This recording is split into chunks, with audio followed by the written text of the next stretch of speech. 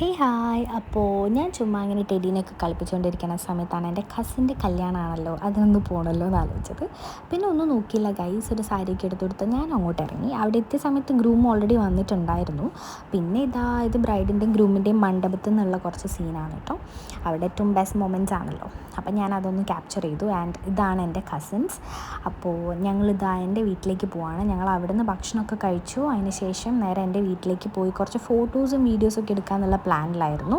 പക്ഷേ അത് വെറും പ്ലാന് മാത്രമായിപ്പോയി ഗൈസ്. എന്താണെന്ന് വെച്ച് കഴിഞ്ഞാൽ ഒടുക്കത്തെ വെയിലായിരുന്നു.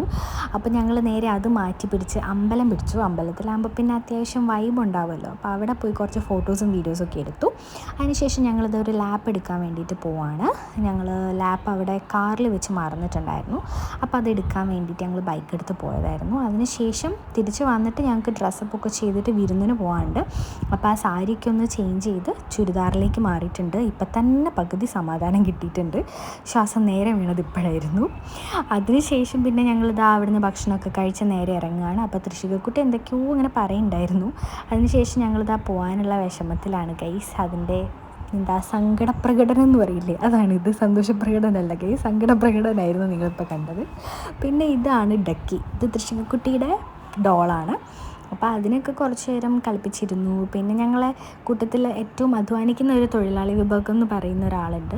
ആൾ മുമ്പിലിരുന്ന് വർക്ക് ചെയ്തുകൊണ്ടിരിക്കുകയാണ്. ആൾക്ക് വേണ്ടിയിട്ടായിരുന്നു ഞങ്ങൾ ലാപ്പ് എടുത്തു കൊടുത്തത്. അപ്പോൾ ഇന്നത്തേക്ക് ഇത്രേ ഉള്ളൂ. Tata bye bye, see U.